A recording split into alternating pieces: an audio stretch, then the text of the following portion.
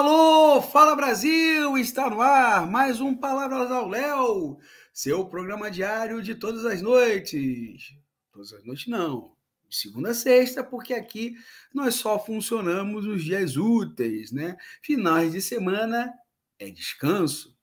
Descanso entre aspas, porque a gente trabalha também no final de semana para preparar a semana que vem, né?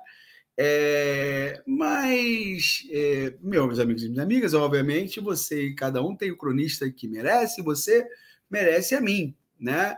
Esse papagaio de todas as noites aí, insone, que sou eu, né? Esse seu cronista preferido, né? E que nós fazemos isso justamente, essa coluna diária, para analisar, né, fazer a análise dos problemas que ocorrem no país, no mundo, em todas as suas esferas, seja na política, na economia, na arte, na cultura, na sociedade, na vida, enfim. Pois é, eu sou seu cronista preferido, né? Pois é, talvez você mereça a mim. Essa é a sua sina. A minha é fazer essa coluna de segunda a sexta, justamente com esse fim que eu falei aqui. Meus amigos e minhas amigas,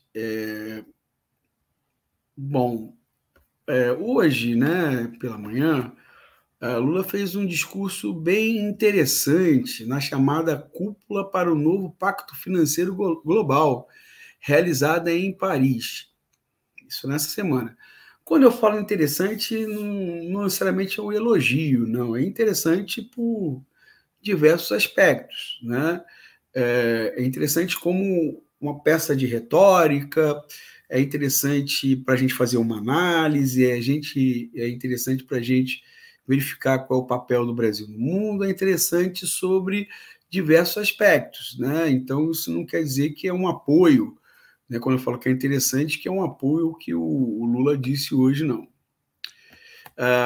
Neste encontro, Lula fez um discurso que arrancou aplausos em alguns momentos. Aliás, dizem alguns que foi o mais aplaudido, né, da cúpula.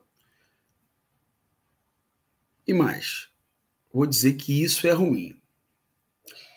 E por que é ruim? Ó, papagaio dessas noites insones. Simplesmente porque entre os aplausos estavam o de Emmanuel Macron e Olaf Scholz.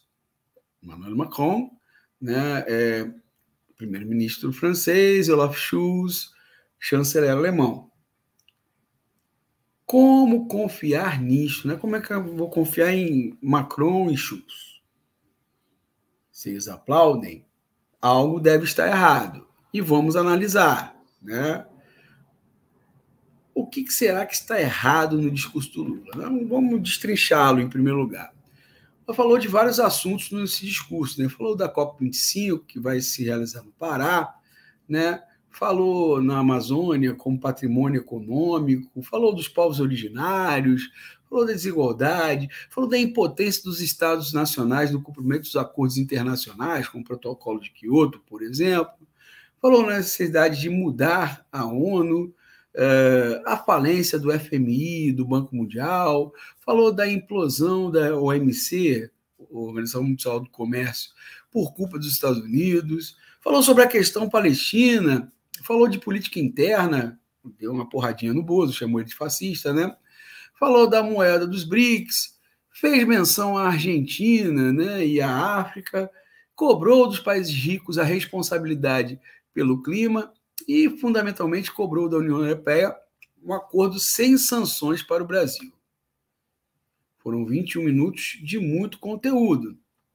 Assuntos importantes que Lula tangenciou e falou até com uma certa autoridade. Foram 21 minutos de muita enganação também. Calma, hein, Luaminius, calma. O erro e a enganação está em Lula vender a imagem de que o Brasil é realmente relevante no cenário internacional. Ele não é. Os aplausos condescendentes das lideranças ali presentes reforçam essa imagem, mas é uma imagem enganosa. O Brasil não é relevante no cenário internacional, a não ser como ator coadjuvante.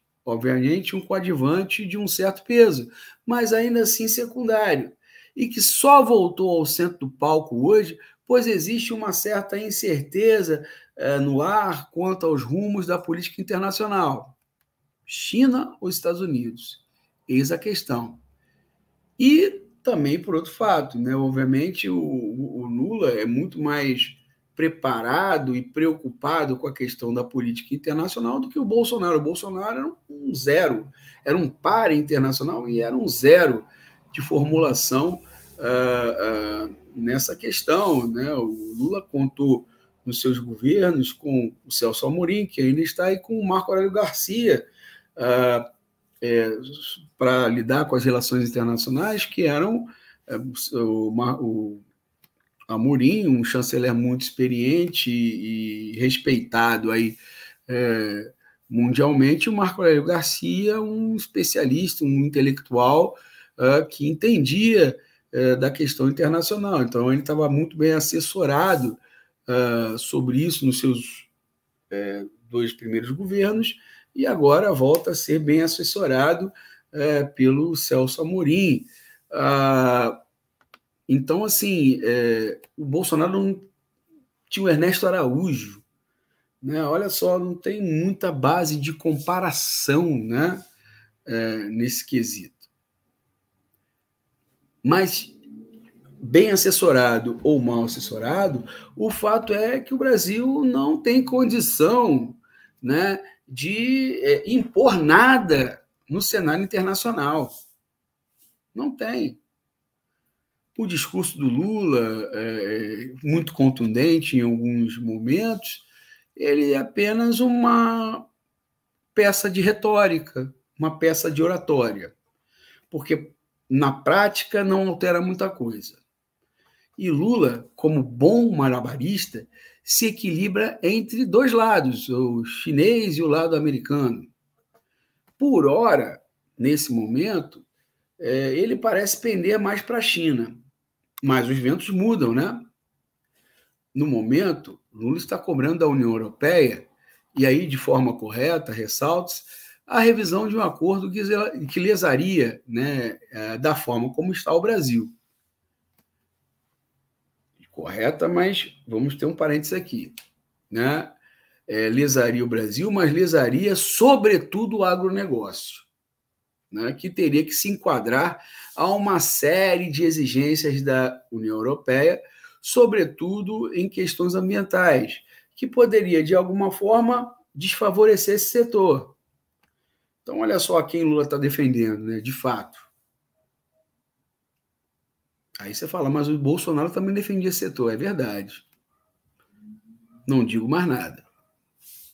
O discurso de Lula em favor do combate às desigualdades, contra a hegemonia dos países centrais, /imperialistas, na geopolítica mundial, e responsabilizando os mesmos pela crise ambiental, pode até ser correto e convincente.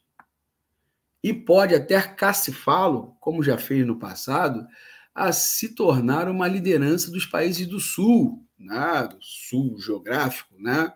Aliás, do Sul geopolítico, geoeconômico, digamos assim, mas é, ao mesmo tempo, fruto de um momento em que o Brasil pode manejar com as contradições internacionais entre Estados Unidos e China até surgir um novo amo, ou que o velho amo, sabemos a quem nos estamos referindo, derrube o candidato a novo amo. Também sabemos a quem nós estamos referindo. Se não fosse essa situação e o fato presidente anterior ao Lula ser o repugnante, inexpressivo, o pária do Bolsonaro, o discurso de Lula seria apenas mais um entre tantos. Né? Vamos colocar o peso e a medida correta. Pois é, Lula Minions. A realidade é esta.